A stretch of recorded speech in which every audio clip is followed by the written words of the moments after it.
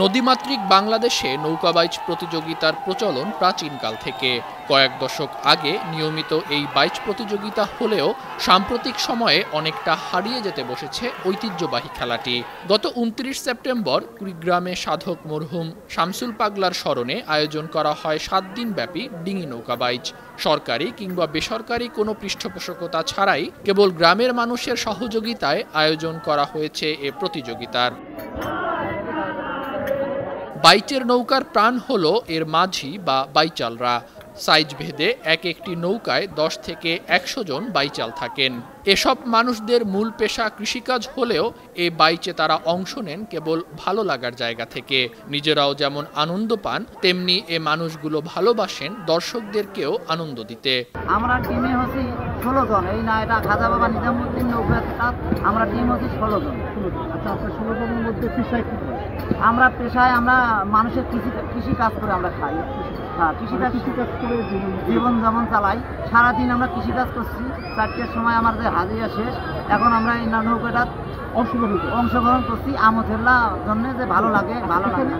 একটা পুরস্কার ছাগল, আমরা ছাগলে আসি নাই, আমরা এসেছি আনন্দ করার জন্য, উৎসব করার জন্য।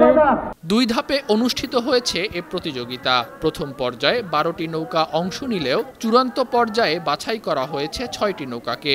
আয়োজকরাও জানালেন, স্রেফ ভালো লাগার জায়গা থেকেই স্থানীয়দের আর্থিক সহযোগিতায় প্রথমবারের মতো তারা আয়োজন করেছেন এমন অনুষ্ঠানের। গ্রামবাসী এবং ময় মুরব্বী সকলে আমাকে সহযোগিতা না করলে এত প্রত্যাশা হতো না, আজকে এত দূরে আমি খেলা আনতে পারতাম না। সবার কাছে আমি আকুতি মিনতি করি যে আগামীতেও যেন আমরা এইভাবে খেলা পরিচালনা করতে পারি এবং সহযোগিতা সবাই আমাকে করবেন। একার পক্ষে সম্ভব না, এত বড় খেলা আয়োজন করা একার পক্ষে সম্ভব না। আমরা শুধু দর্শককে আনন্দ দেওয়ার জন্য আমরা খেলাটার আয়োজন করেছি। মরহুম শামসুল পাগলা একজন সাধক ছিলেন। তার স্মৃতিচারণে, তার স্মৃতিটাকে জেগে রাখার জন্য আমরা প্রতি বছর যেন এই ডিঙি নৌকা বাইচটা আমরা যেন আরও বেগবান করতে পারি, আরও যেন দর্শককে আনন্দ দিতে পারি। বাইচে অংশ নেয়া নৌকার থাকে বিভিন্ন নাম। এসব নৌকাকে আলাদাভাবে সমর্থন দেন স্থানীয়রা।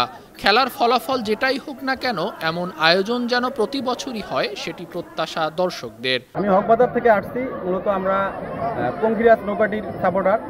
আমাদের বাড়ি এখান থেকে পাশেই আছে, গ্রাম বাংলার ঐতিহ্যবাহী খেলা। এই খেলা দেখতে আমরা মিস করতে চাই না, তাই আমরা আসছি। বাংলাদেশে নৌকাবাইচ সাধারণত ভাদ্র আশ্বিন মাসে অনুষ্ঠিত হয়ে থাকে।